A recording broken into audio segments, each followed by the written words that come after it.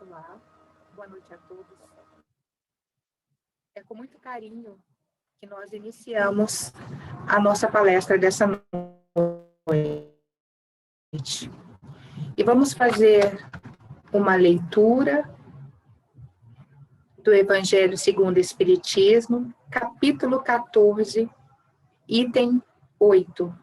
O parentesco corporal e o parentesco espiritual. Os laços de sangue não estabelecem necessariamente os laços entre os espíritos.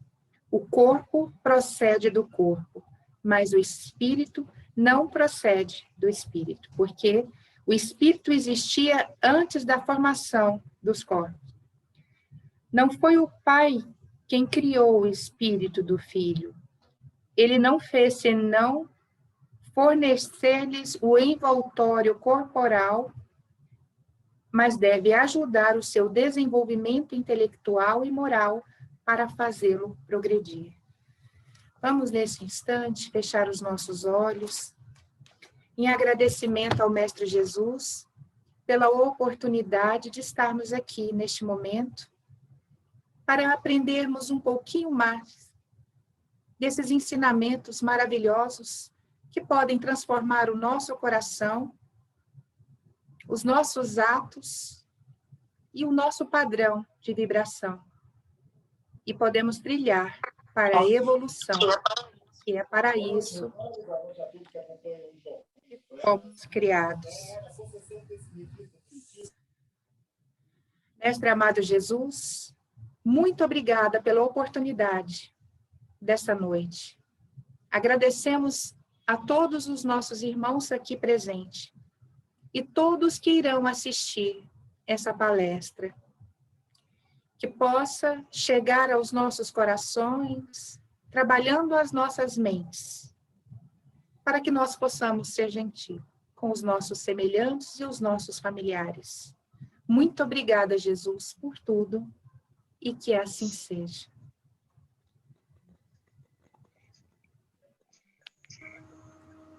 Vamos, nesse instante,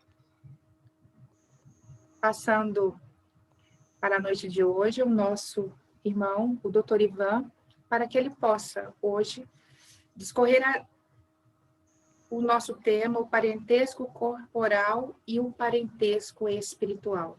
Seja muito bem-vindo, Ivan. Obrigado. É um prazer estar aqui novamente. E esse tema é um tema muito interessante. E vamos, então, viajar um pouquinho nessa história da família corporal, família espiritual, como é que isso se dá. E para isso eu gostaria de convidar vocês a fazer uma reflexão. Nós sabemos que Deus amplia o universo através dos seus prepostos, ou seja, daqueles espíritos perfeitos de luz que vão, assim, se tornando responsáveis por novos mundos, vão se tornando, então, responsáveis por novas almas que, sendo criadas a partir ali do mineral, evoluem para o vegetal, dessa forma para o animal, passando pelo hominal até chegar à angelitude, que é um longo caminho. Nós sabemos que é uma longa trilha até isso acontecer. Então, vamos pensar justamente nos prepostos de Deus, e mais especificamente, aqui quem está mais perto da gente, em Jesus Cristo, quando lhe foi dada a responsabilidade desse planetinha azul, que é a terceira rocha a partir do Sol, aonde moramos hoje, que é a nossa morada, ou seja, para evoluir essa humanidade. Como fazer para evoluir essa humanidade? Como pensar nos mínimos detalhes para evoluir cada alma que é colocada nesse planeta para chegar ao destino que é o destino fatal nosso, graças a Deus, que é o destino de chegar mais próximo do Criador, mais próximo de Deus. Então, o objetivo de um preposto divino é ensinar a essas criaturas o amor irrestrito. Ensinar o perdão, ensinar a caridade, ensinar a ordem, ensinar a ética, ou seja, todos os bons sentimentos que nós precisamos angariar de forma a lapidar a nossa própria alma e, assim, irmos ascendendo aos degraus que são longos até a chegada ao lado dos nossos irmãos maiores. Então, vamos pensar como é que ele poderia fazer isso, como é que poderia ter um laboratório aonde essas almas, aonde essas pessoas, quando já estão na fase aí hominal, pudessem, na tentativa e erro, conseguir conquistar essas boas atitudes, né? O amor, o perdão, a caridade, a ética, etc. A melhor forma de se fazer isso, lá atrás ela foi criada, é através da família. Porque na família os laços de sangue passam a ser laços espirituais ao longo do tempo. Então, a família foi criada de forma que a mãe tivesse um instinto maternal fantástico sobre seus filhos, o pai, aos poucos, fosse aprendendo com esse instinto maternal e o amor filial e pudesse também ajudar seus filhos. Os filhos, por sua vez, pudessem ter o reconhecimento e a gratidão pelos pais que os criaram e assim começassem a exercitar verdadeiramente esse amor. Emmanuel, no capítulo 3 do livro Pensamento e Vida, e o título desse capítulo 3 chama-se Lei da Cooperação, diz o seguinte: da glória divina às balizas subatômicas, o universo pode ser entendido como uma cadeia de vidas que se entrosam na grande vida. E grande vida, Emmanuel grifou com letras maiúsculas, quer dizer, a grande vida é Deus. Então ele está dizendo que desde os átomos até aqueles nossos irmãos maiores, todos nós somos uma cadeia de vidas que se entrosam na grande vida. E o que quer dizer isso? Quer dizer que nós estamos na nossa família aprendendo justamente o que nós precisamos aprender, que é a paciência, a resignação, o amor, a cooperação, para que a gente possa estender futuramente, na medida que nós vamos ampliando o nosso pensamento, na medida que nós vamos ampliando o nosso conhecimento, estender aquilo que nós treinamos dentro do lar para as outras pessoas, ou seja, para que a gente possa estender esse amor, essa caridade, essa fraternidade além dos muros das nossas casas, para que a gente possa efetivamente fazer com que esse amor transcenda.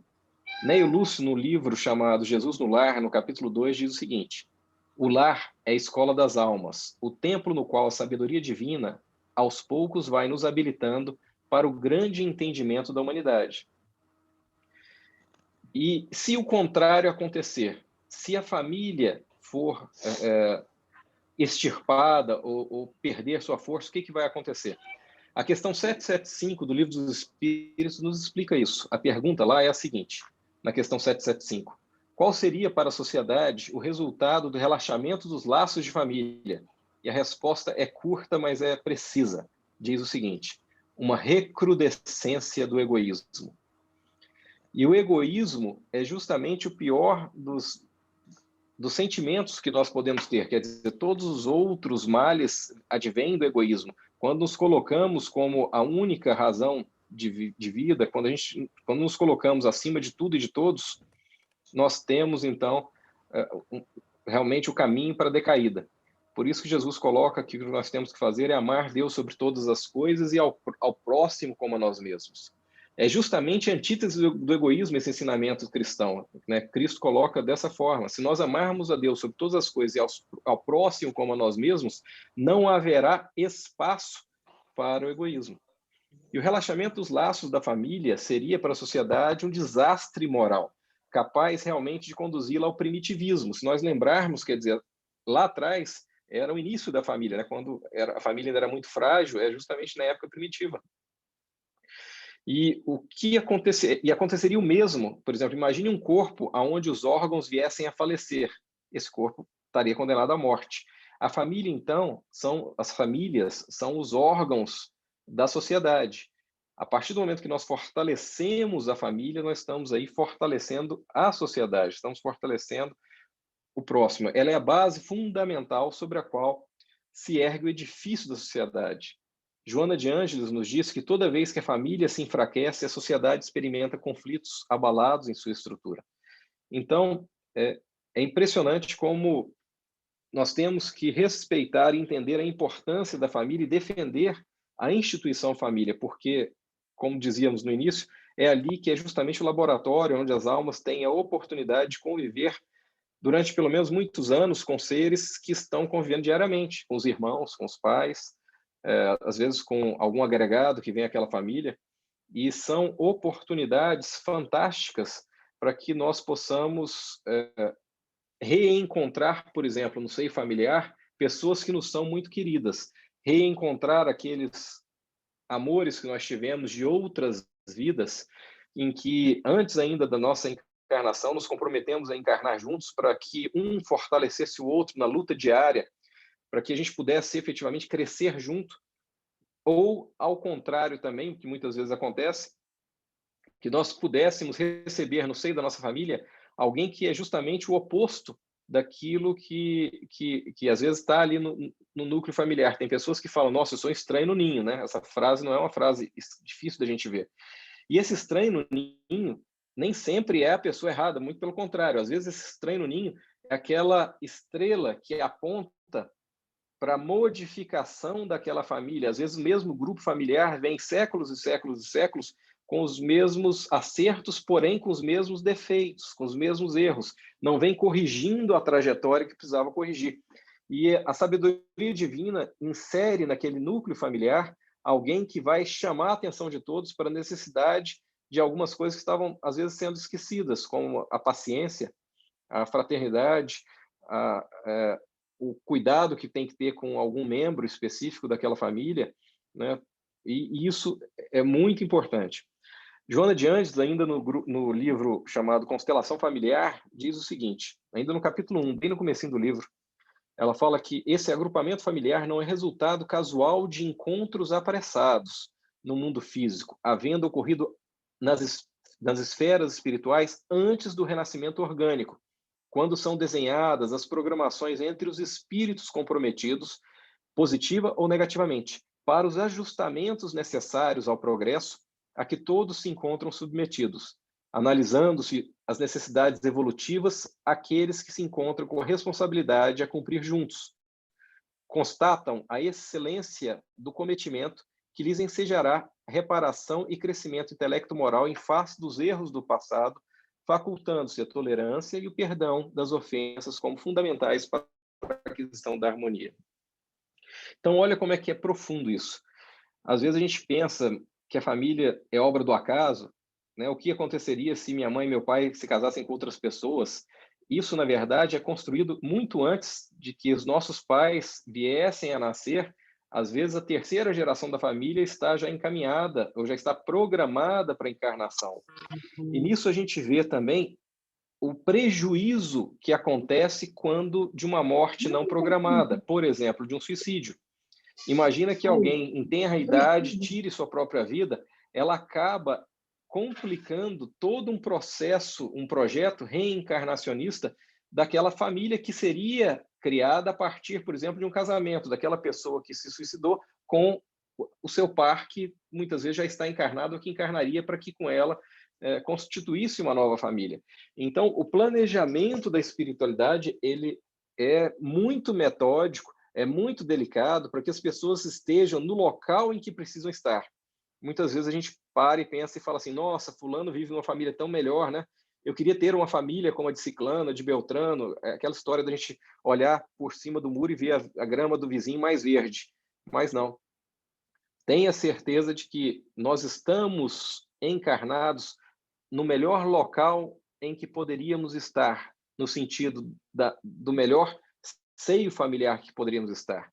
Aí quando alguém ouve uma afirmação dessa, fala assim, não, você não sabe o que você está dizendo, porque minha família é só desordem, é só problema, é só complicação, eu tenho fulano que é assim, ciclano que é assado, etc. e tal. Aí nós temos que lembrar o seguinte, antes de encarnarmos, nós pensamos quais são as provas que queremos passar encarnados, porque em alguns casos, somente na encarnação nós conseguimos passar por essas provas. Uma delas, por exemplo, é paciência. Quer uma prova mais difícil do que ter na sua família alguém complicado? Você vai exercitar o quê? Paciência. Entende? Exercitar o quê? O amor. Exercitar o quê? A oportunidade da convivência e também, às vezes, até mesmo de ser um modelo para aquela pessoa que é difícil. Né? Às vezes a gente quer jogar tudo para o ar, não, eu quero ficar longe de fulano, de ciclano, que são da minha família, mas nós temos que lembrar disso, que esse fulano e ciclano, muito mais do que se beneficiar do nosso bom exemplo, podem ser instrumentos para o nosso crescimento. Porque quando, da convivência que temos com essas pessoas difíceis, nos burilamos, estamos sim cavando aí masmorras aos vícios e erigindo palácios às virtudes dentro de nós mesmos. Ou seja, melhorando a nossa atuação, o nosso trabalho, o nosso dia a dia. E nada melhor do que isso que o próprio seio familiar para nos permitir que a gente assim o faça. Não somente a literatura espírita, mas mesmo a literatura da psicologia mostra, por exemplo, dentro da família, o quanto que é importante que as crianças em tenra idade sejam bem criadas no sentido de serem colocadas para as crianças os bons exemplos, as boas virtudes, num período que até dizem que alguns autores dizem que até 7 anos, outros até 9 anos, que existem períodos nesse sentido. E por que isso? O Espiritismo nos explica claramente que, enquanto crianças, aquela alma encarnada não tem ainda acesso à totalidade dos seus vícios, ou seja, muitos dos vícios que nós trazemos e que são revelados aí na adolescência ou mesmo na vida adulta, eles estão eclipsados neste momento em que somos crianças, justamente e principalmente por 2 motivos. O primeiro é para que haja um contato familiar mais profundo, ou seja, que os pais consigam nutrir um amor ainda maior por aquele filho e os irmãos mais velhos também, assim por diante, mas também para que aquela pessoa que está ali encarnando tenha condição, tal qual um caderno novo, de escrever novas páginas, né? De conseguir novos conhecimentos antes que o velho homem ou que a velha mulher faça-se presente através dos anos em que a pessoa vai se tornando cada vez mais ela mesma, né? Então, tem gente que, às vezes, quando cresce, fala, nossa, eu era tão feliz quando eu era criança, por que isso? Entre outras coisas, por causa desse eclipse emocional que existe, que a sabedoria divina nos dá a condição de esconder de nós mesmos quem nós somos. Entende? E aos poucos, nós somos revelados para nós e para o mundo. Então, a família tem essa oportunidade fantástica de trabalhar as crianças, os filhos, os netos, os sobrinhos, os agregados, para que essas pessoas possam ter uma sedimentação melhor dos princípios cristãos, né? das boas virtudes. Isso é muito, muito importante. E nós temos que lembrar que existe, como o Evangelho colocou, as famílias espirituais e as corporais. As famílias espirituais, elas estão ligadas pelos laços do espírito, pelas afinidades, elas são duráveis, elas se fortalecem pela depuração, crescimento e evolução dos seres e reencontram-se sempre no mundo dos espíritos, através de diversas migrações da alma. A misericórdia divina, felizmente, nos proporciona também seu reencontro periódico no plano físico. Seus membros estão ligados pelos laços eternos do amor. Então, quando olhamos do lado e vemos aí as pessoas que são da nossa família, nós não podemos nos esquecer aquelas que são da nossa família, mas que não estão encarnadas, né? Por exemplo, um caso que a gente conhece da literatura espírita é Emmanuel e Chico Xavier. Por várias e várias e várias encarnações, eles vieram muito próximos um do outro, inclusive encarnando juntos. Uma das encarnações, por exemplo, como Emmanuel como pai e Chico Xavier como filha dele. Numa encarnação muito, muito atrás, há 2000 anos atrás, para ser mais preciso, 2020 e poucos anos atrás. Então, eles vêm se revezando, e nessa última encarnação, Emmanuel não encarnou, enquanto Chico estava encarnado, ele só encarnou, Emmanuel II, o próprio Chico disse, no ano de 2000, ainda um pouquinho antes do desencarne de Chico Xavier, para que Emmanuel viesse a trabalhar numa missão aí na área da educação.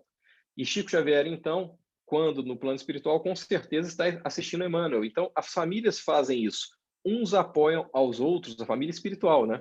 Aqueles que realmente se amam, seja na encarnação, dividindo essa experiência material, ou também como nossos anjos da guarda, como nossos mentores, como aqueles espíritos que a gente às vezes nem sabe quem são, que estão nos intuindo boas coisas ao pé do ouvido espiritual, né?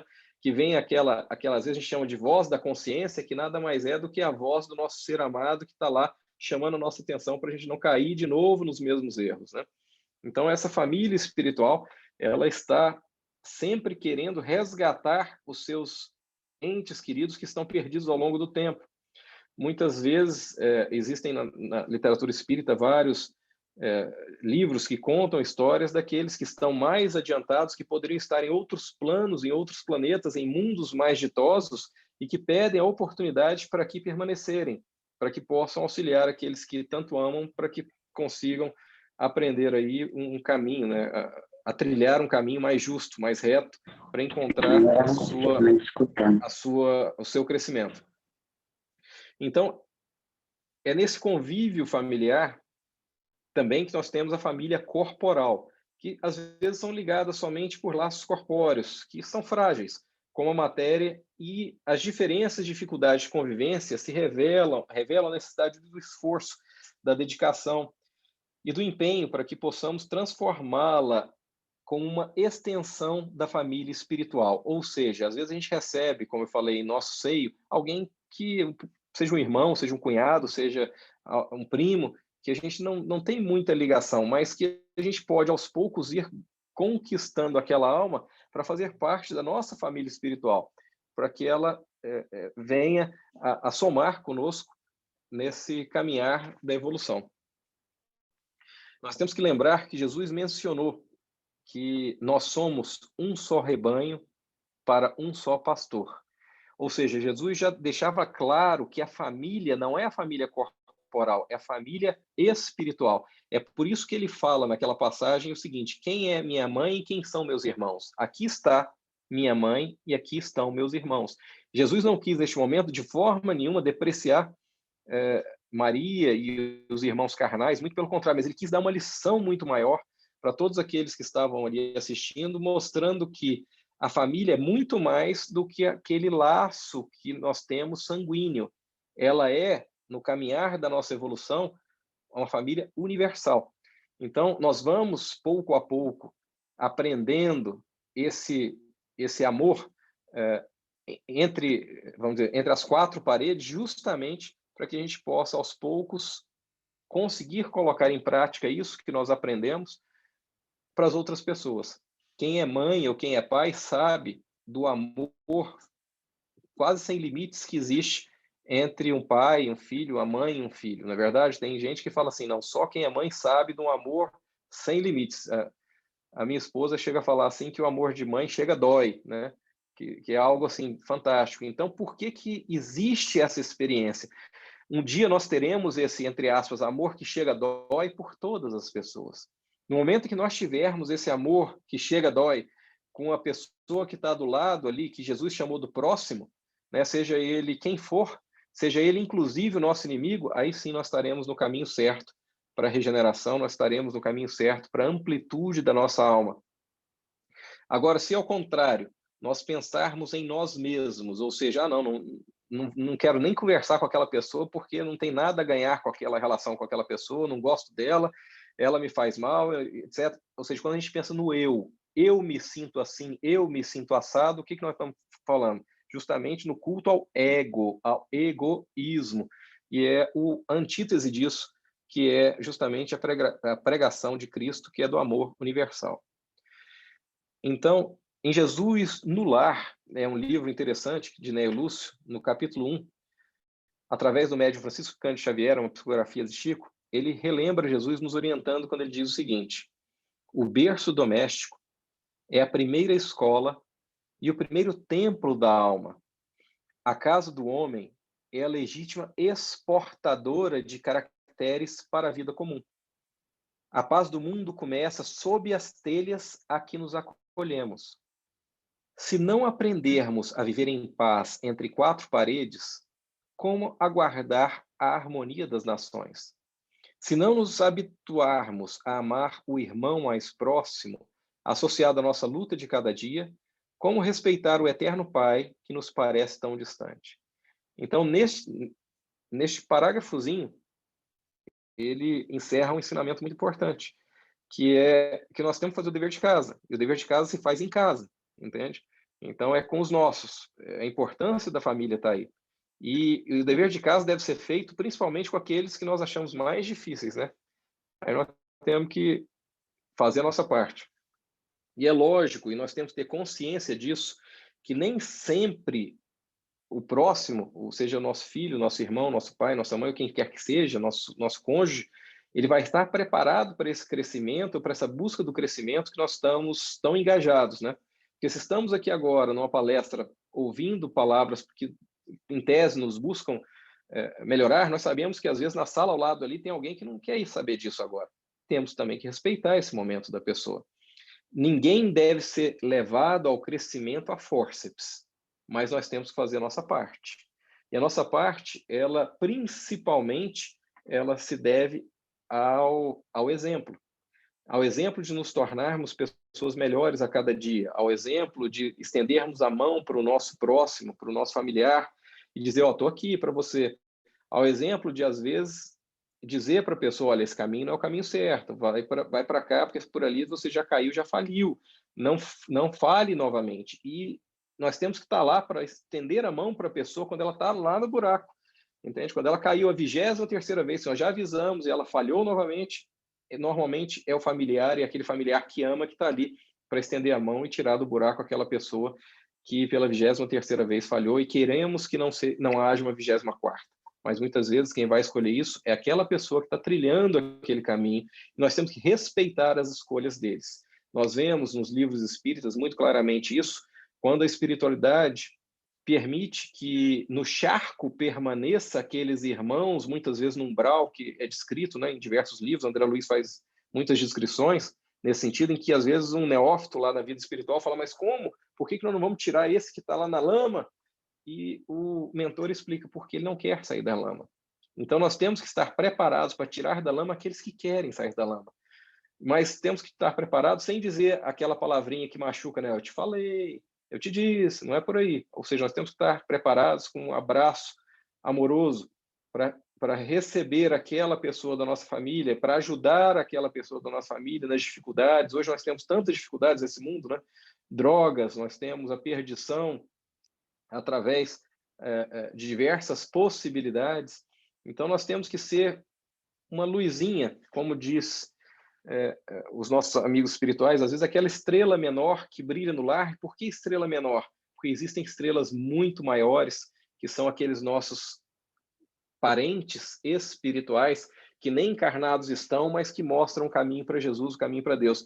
Então vamos prestar atenção naquelas pessoas próximas a gente, da nossa família, que são exemplo em alguma coisa. Ninguém é exemplo em tudo, mas nós temos aquela irmã que ela é exemplo de paciência, vamos aprender com ela. Nós temos aquele filho que é um exemplo ali de determinação, vamos aprender com ele. Vamos pegar o que tem de bom em cada um. Nós temos um péssimo hábito, enquanto seres humanos, de enxergar o que tem de mal em cada um.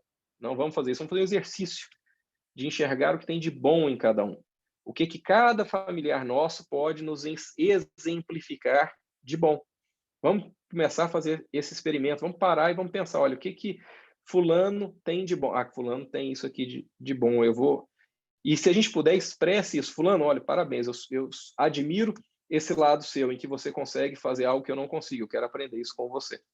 Entende? Isso reforça o que tem de positivo. Quando muitas vezes, como pais, como mães, como irmãos, a gente reforça o negativo nas crianças, daqueles que estão sendo tutorados temporariamente por nós. E nós esquecemos que aquele filho muitas vezes foi nosso pai, foi nossa mãe, e às vezes tem condição de ter uma ascendência espiritual muito maior. Não é porque é filho que tem menos, não é porque é o avô que tem menos.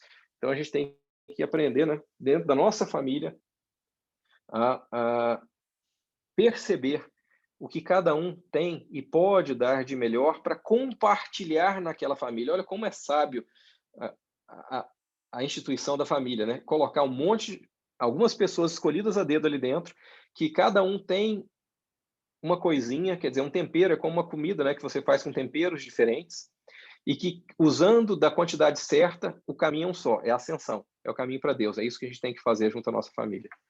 E, para finalizar, eu quero ler uma passagem rápida para vocês aqui, de uma leitura que foi escrita no livro Reformador. Esse livro foi psicografado em dezembro de 1956 por Chico Xavier, e ele tem o título Nos Domínios das Sombras, e foi assinado pelo espírito Irmão X. Eu quero ler para vocês verem interessante esse texto. Nos domínios das sombras. Em compacta assembleia do reino das sombras, um poderoso soberano das trevas, diante de milhares de falangistas da miséria e da ignorância, explicava o motivo da grande reunião. O espiritismo com Jesus, aclarando a mente humana, prejudicava os planos infernais. Em toda parte, as criaturas começavam a raciocinar menos superficialmente, indagavam com segurança quanto aos enigmas do sofrimento e da morte e aprendiam sem maior dificuldade as lições da justiça divina. Compreendiam sem cadeiras dogmáticas os ensinamentos do Evangelho. Oravam com fervor, meditavam na reencarnação e passavam a interpretar com mais inteligência os deveres que lhes cabiam no planeta. Muita gente se entregava aos livros nobres, à caridade e à compaixão, iluminando a paisagem social do mundo, e por isso todas as atividades das sombras surgiam ameaçadas. Que fazer para conjurar o perigo? E pediu a seus assessores que apresentassem sugestões. Depois de alguns momentos de expectativa, ergueu-se o comandante das legiões da incredulidade e falou: procuremos veicular a crença de que Deus não existe e de que as criaturas viventes estão entregues às forças cruéis e fatais da natureza. O maioral das trevas, porém, objetou, desencantado: o argumento não serve. Quanto mais avança nos trilhos da inteligência, mais reconhece o homem a paternidade de Deus, sendo atraído inelutavelmente para a fé ardente e pura.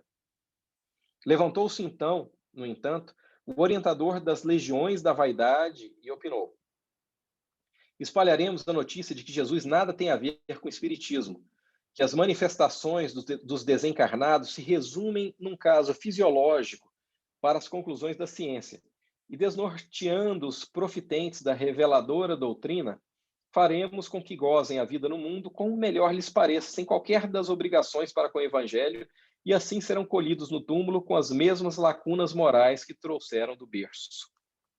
O rei das sombras sorriu complacente.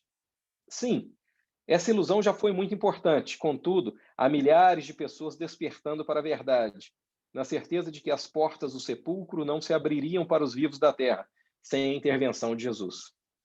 Nesse ponto, o diretor das falanges da discórdia se pôs de pé e falou: sabemos que as forças dos espíritas nascem das reuniões em que se congregam para a oração e para o aprendizado da vida espiritual, e nas quais tomam contato com os mensageiros da luz. Assim sendo, assopremos a cisânia entre os seguidores dessa bandeira transformadora, exagerando-lhes as noções da dignidade própria. Separá-los-emos uns dos outros com invisível bastão da maledicência. Chamaremos em nosso auxílio os polemistas, os discutidores, os carregadores do lixo social, os fiscais do próximo e os examinadores das consciências alheias, para que os seus templos se povoem de feridas e mágoas incuráveis. E assim os irmãos em Cristo saberão detestarem-se uns aos outros e, com um sorriso nos lábios, inutilizando-se para as obras do bem. O chefe satânico, todavia, considerou: isso é medida louvável, contudo, necessitamos de providências de efeito mais profundo, porque sempre aparece um dia em que as brigas e os desacordos terminam com os remédios da humildade e o socorro da oração. A essa altura, ergueu-se o condutor das falanges da desordem e ponderou: se o problema é de reuniões, conseguiremos liquidá-los em 3 tempos. Buscaremos sugerir aos membros dessas instituições que o lugar dos conclaves é muito longe e que não lhes convém afrontarem as surpresas desagradáveis da via pública. Faremos que o horário das reuniões coincidam com o lançamento de filmes especiais ou com festividades domésticas de data fixa. Improvisaremos tentações determinadas para os companheiros que possuam maiores deveres e responsabilidades junto às assembleias, a fim de que os iniciantes não venham a perseverar no trabalho da própria elevação. Organizaremos dificuldades para conduções e atrairemos visitas afetuosas que cheguem no momento exato da saída para os cultos espíritas cristãos. Tumultuaremos o ambiente dos lares, escondendo bolsas, carteiras e chaves para que os crentes tomem de mau humor, desistindo do serviço espiritual e desacreditando da própria fé. O soberano das trevas mostrou larga satisfação no semblante e juntou: sim, Sim, isso é trabalho de rotina que não podemos menosprezar. Entretanto, carecemos de recursos diferentes. O responsável pelas falanges das dúvidas ergueu-se e disse: as reuniões referidas são sempre mais valiosas com o auxílio de médiuns competentes.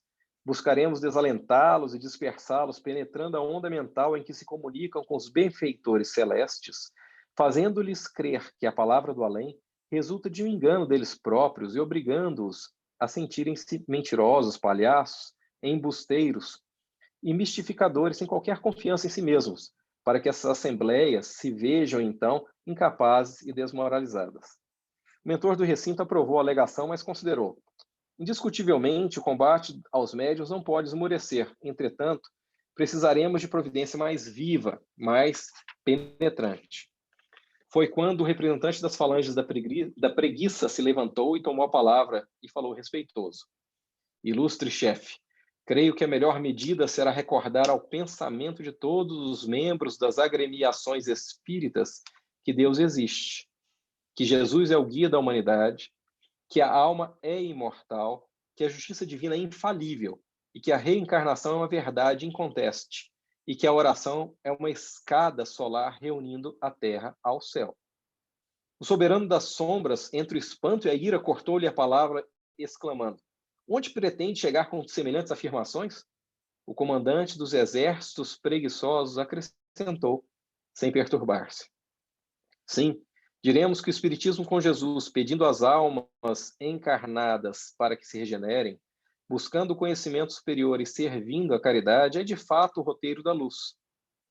Mas que há tempo bastante para a redenção, que ninguém precisa incomodar-se, que as realizações edificantes são realizadas numa existência e podem ser atendidas em outras, que tudo deve permanecer agora como está no íntimo de cada criatura na carne, para vermos como ficarão depois da morte, que a liberdade do Senhor é incomensurável e que todos os serviços de reformas das consciências marcados para hoje podem ser transferidos para amanhã. Deste modo, tanto vale viverem no Espiritismo como fora dele, com fé ou sem fé, porque o salário da inutilidade sempre será o mesmo. O Rei da Sombra sorriu feliz e concordou: ah, até que enfim descobrimos a solução. De todos os lados ouviam-se risões e exclamações: bravo, muito bem. O argumento do astucioso condutor da falange da inércia havia vencido. Então, impressionante essa leitura, porque nos diz o seguinte: que de nada nos basta que a gente saiba tudo isso que aqui foi dito e tudo mais que nós estudamos, se nós não colocamos em prática já. Porque nós não sabemos que dia iremos voltar à pátria espiritual. Nós estamos assistindo a cada dia milhares de pessoas morrerem de Covid e outras milhões falecerem de outras questões. Então, quantos de nós, ou tenho certeza que todos nós já falamos o seguinte: nossa, a vida passa tão rápido. Eu me lembro como se fosse ontem, quando eu era criança. Não é verdade? Porque a vida passa rápido mesmo. E nós pedimos muito para estarmos aqui encarnados. E o que, como foi lido aqui, as trevas precisam para que nós falhemos é simplesmente a nossa inércia, é simplesmente a nossa preguiça. De nada adianta sermos conhecedores das palavras sem colocá-las em ação. Então, o chamamento final é para que nós efetivamente coloquemos em ação. E se o ensino de hoje é sobre a família, vamos pensar como que eu posso colocar isso em ação na minha família.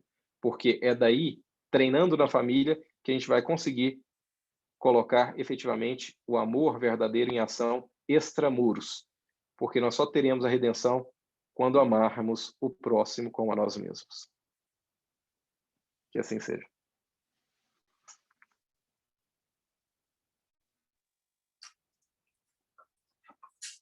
Nós agradecemos muitíssimo as suas palavras, que tanto nos enriqueceram, nos fazendo valorizar, né, cada dia mais as pessoas que estão aqui,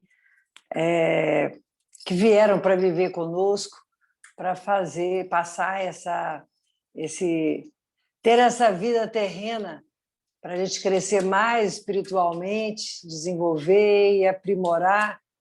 O tantinho que for, já valeu, porque é devagar o nosso aprimoramento, é sempre lento, mas contínuo.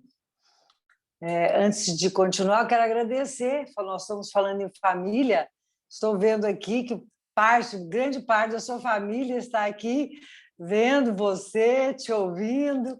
Muito grata, o Grupo de Assistência Fraterna agradece toda a presença. É bonito ver isso, né? Que todo mundo está aqui reafirmando mais essa união, esse apoio que uns dão para os outros em todo esse momento, né?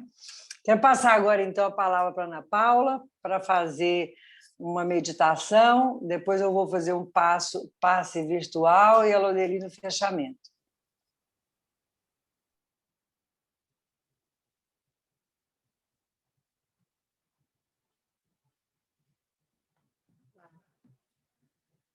Com todo esse aprendizado, como não falar de amor nesse momento, onde nós vamos voltar os nossos pensamentos, fechando os nossos olhos, vamos nos entregando para a limpeza energética,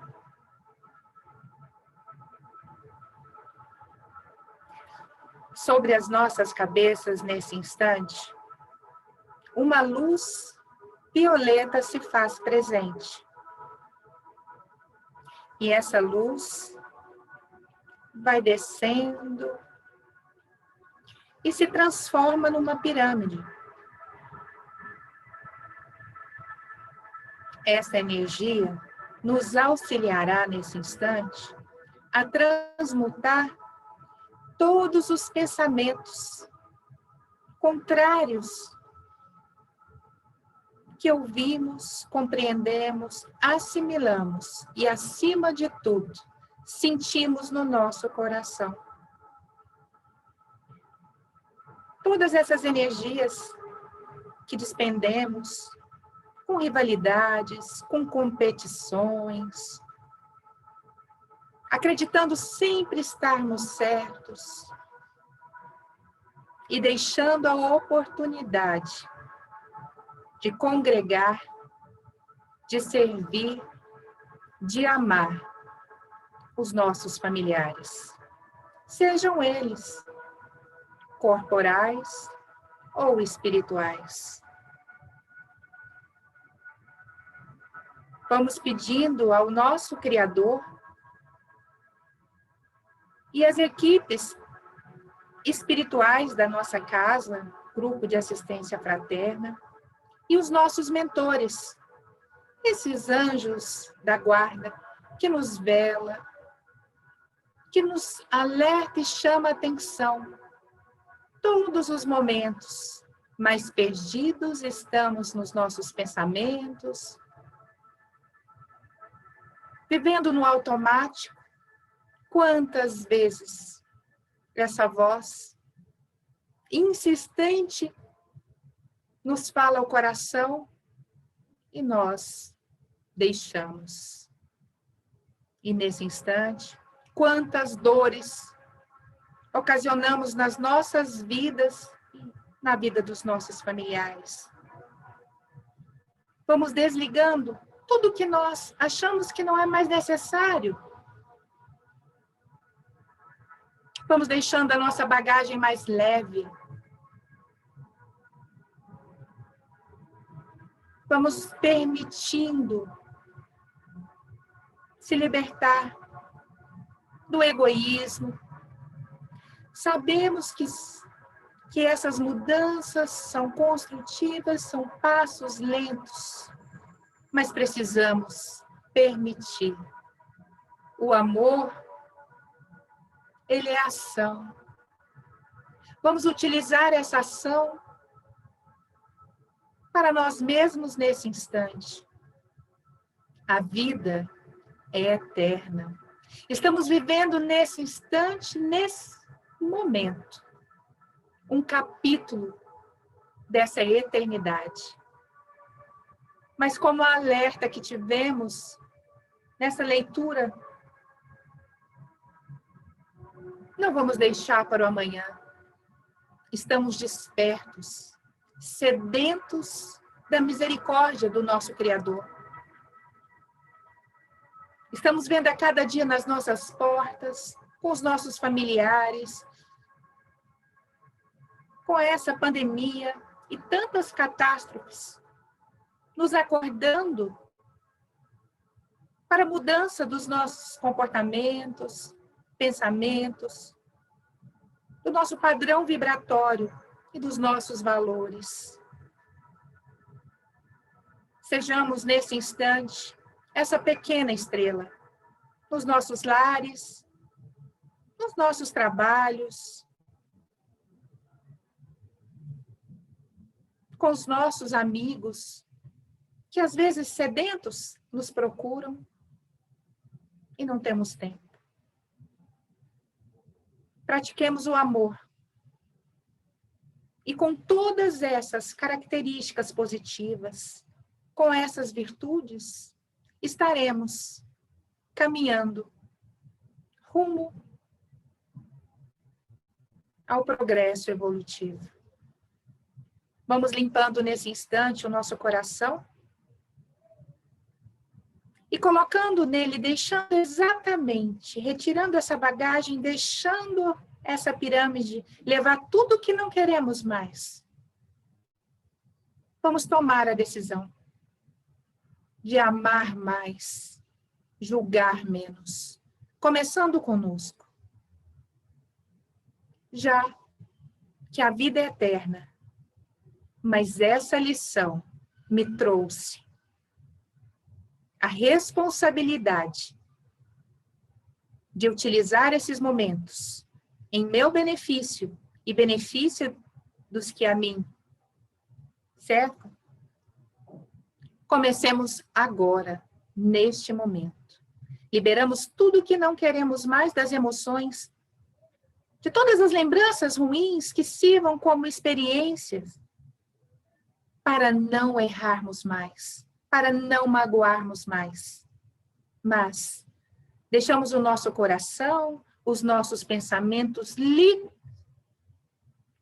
desse fardo e caminhemos em busca do amor, plantando nos corações a quem encontrarmos a esperança, a confiança, a fé, que seremos exemplo vivo, partindo dessa leitura do Evangelho, dessa palestra tão amorosa, mas que trouxe para nós a responsabilidade de ser realmente cristão. E vamos deixando essa luz, ela vai passando pela nossa mente, passando pelo nosso corpo físico, limpando o nosso coração, limpando esse corpo, que é nesse momento o equipamento que utilizamos para essas experiências e transformações morais. E vamos deixando passar, ela vai saindo como uma água gelatinosa, limpando. O Mestre nos permite que possamos nos refazer na bondade, no amor, na misericórdia. Partir sempre do princípio, quando nós queremos. A fé, a sua fé te curou. Nesse instante, utilizaremos a nossa fé para nos curar de todas as mazelas, de todas as nossas dores. E não pecaremos mais. Insistiremos, persistiremos em sermos novos. Porque o prazer de amar os nossos semelhantes e a nós mesmos é único. Porque chegamos próximo do amor do nosso Criador. E vamos sentindo o nosso coração mais leve, o nosso pensamento mais calmo. Vamos percebendo em nossos corações e nas nossas memórias que nos perdoamos, mas estamos fortalecidos para continuar os desafios que por nós passar. E com essa calma, com essa amorosidade, com essa confiança e esperança, vamos entregando o que somos nesse instante para o passe virtual, para a fluidização da água, que será o medicamento salutar necessário para nos auxiliar durante essa semana. E ficaremos em oração para auxiliar também os nossos irmãos que choram, os nossos irmãos que desencarnaram ou que estão em aflição nesse momento. Continuemos em prece mental, meus irmãos, agora e com o nosso coração, sempre.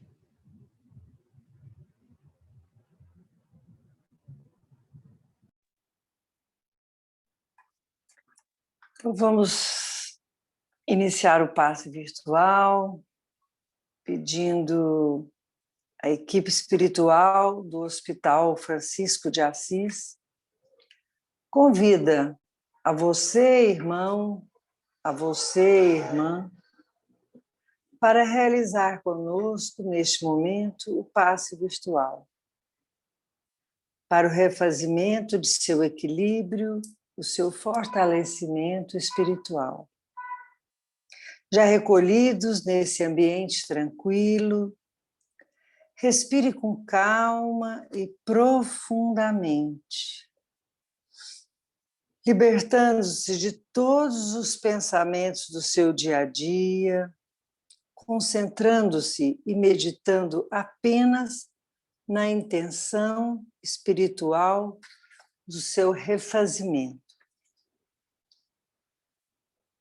Não pense mais nada.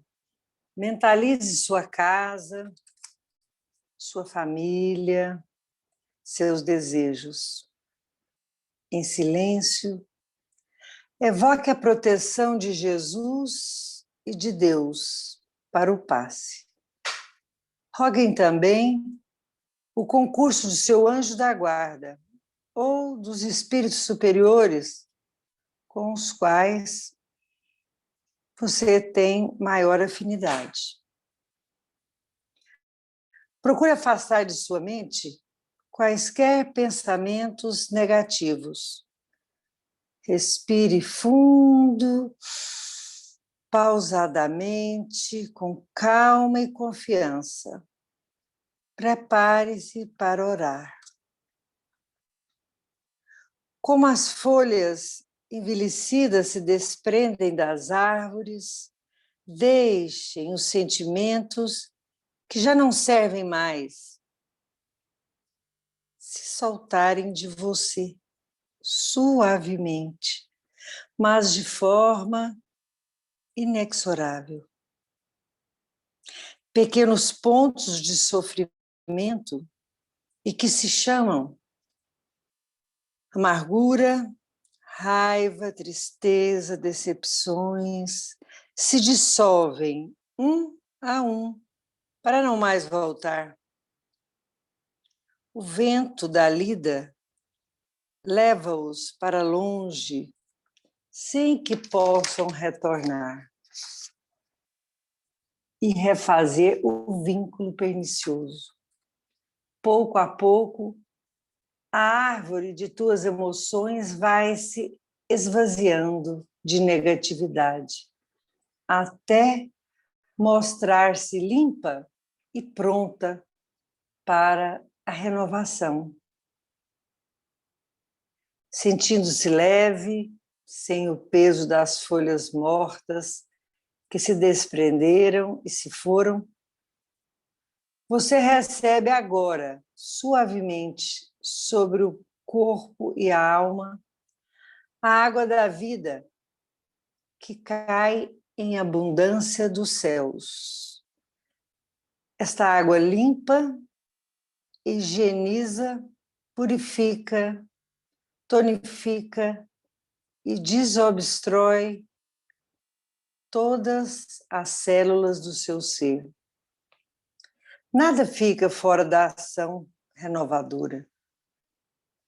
Ao tempo que limpa e hidrata o corpo, o líquido cristalino dessedenta o espírito, aplacando a aflição, a ansiedade e a inquietação. Há em seu coração agora uma sensação de calma, limpeza e bem-estar. Um leve frio, e eis que o sol de Deus surge para aquecer e aconchegar. Os raios cariciosos penetram por inteiro, aquecendo ternamente, como fosse um abraço eterno, proporcionando conforto e segurança ao coração. Nesse momento, o amor maior aquece seu coração. O afastamento do gelo de toda e qualquer aflição. Nenhum outro sentimento que não seja de alegria e confiança assolam a sua mente no agora. Você está em paz, envolvida pelo calor que o protege. O coração da vida, flores perfumadas para você, de alma grata e feliz, recolham as pétalas que penetram seu ser e restauram sentimentos e emoções. Felicidade, esperança, coragem, determinação, passam a significar novamente vontade de viver. Além do perfume da cor, a natureza, neste momento, lhe envia o que tem de melhor, a capacidade infinita de restaurar-se com sublime beleza. As mãos divinas estão repletas de luz. Suavemente, a luz transborda e se derrama sobre você, como cascata dourada e essência esplêndida. A alma, pouco a pouco, permitindo-se encher de felicidade, permitindo o renascimento íntimo, os mais nobres propósitos de elevação, progresso e realização. Banhado em sublime força, você se entrega profundamente ao doador da luz, observando as energias, absorvendo todas que estarão com você a partir de agora. Novo e abençoado impulso ao seu viver. Respirando fundo, sinta à sua volta a presença de Jesus, que te pergunta: me chamaste? Estou aqui. O que queres de mim hoje? O que precisas? Peça, meu filho. Peça, minha filha. Estou aqui para ajudar. Faça agora seu pedido especial a Jesus, enumerando os problemas e todas as suas dificuldades. E Jesus diz: escutei o que pedistes com amor e atenção. Agora, conto com tua fé e a tua confiança em mim para a solução de teus problemas. Vá em paz. Eu acompanharei você com os olhos, não te perderei. Creia em Deus, creia também em mim. Estarei com você todos os dias até o fim. Seja feliz, deixo-vos a paz, a minha paz vos dou. Não vô-lo dou, não vô-la dou como o mundo a dá. Não se turbe o coração. Crede em Deus, crede em mim, porque eu sou o caminho, a verdade e a vida. E ninguém vai ao Pai senão por mim. Os bons espíritos, as falanges de luz, também enviam a você agora as melhores emanações de paz, saúde, alegria, refazimento, em uníssono com o Criador. Você nunca está só. Você está recebendo vida em abundância. Guarde-a em seu coração. Finalizando, então, o passe, agradecemos infinitamente as bênçãos recebidas, essa paz, essa luz que preencheu todo o nosso ser, nossa alma, nos restabelecimento e nos energizando para a semana que ora se inicia.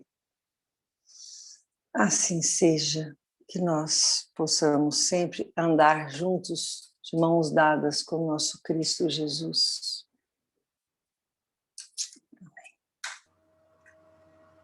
E assim, queridos irmãos e irmãs, chegamos ao término da nossa reunião pública desta terça-feira. Antes de concluirmos os nossos trabalhos, mais uma vez eu agradeço ao nosso palestrante da noite, o Ivan Hermano Filho, como também as presenças de todos os seus familiares e de todos os que aqui compareceram e que comparecem toda terça-feira para nos auxiliar neste trabalho de difusão da doutrina espírita.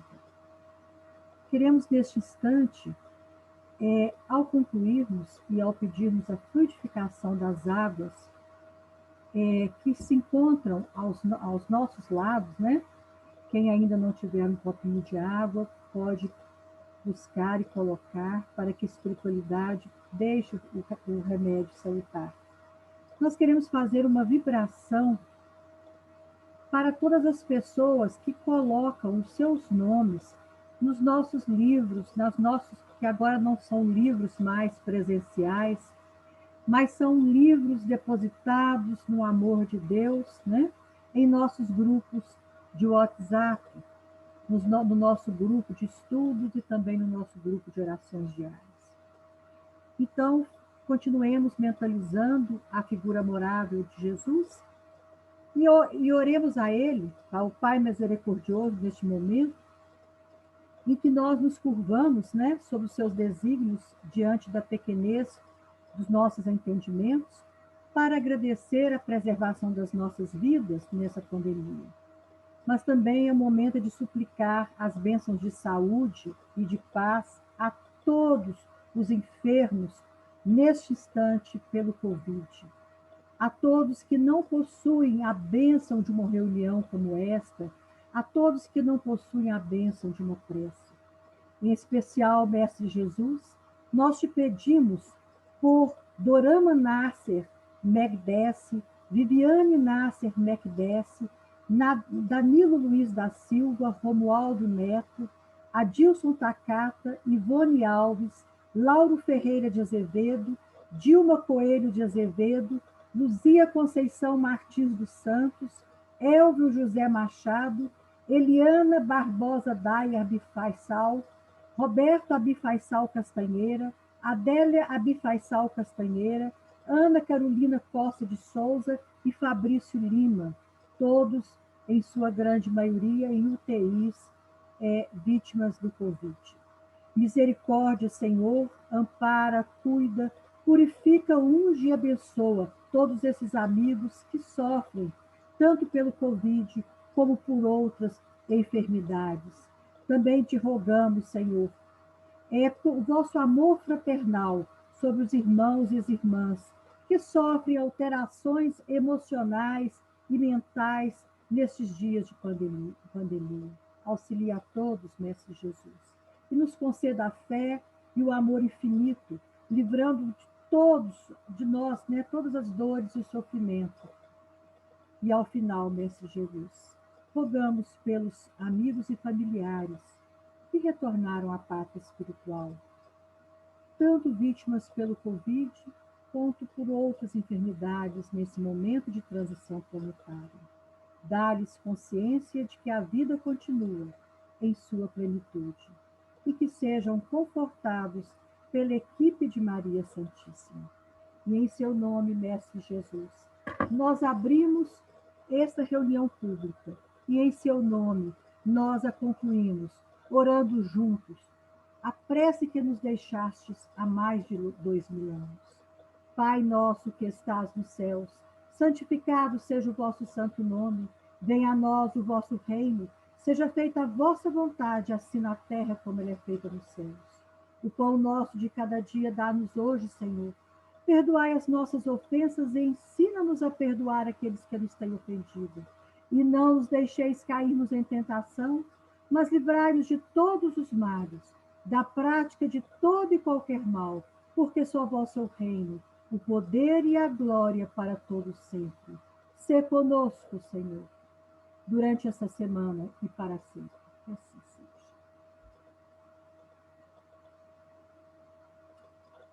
Obrigada, irmãos e irmãs, por esses minutos, por esses momentos de felicidade, de curvarmos a nossa cabeça diante dos desígnios do Pai. Fiquem todos na paz de Jesus e terça-feira estaremos novamente reunidos no amor dele. Boa noite a todos.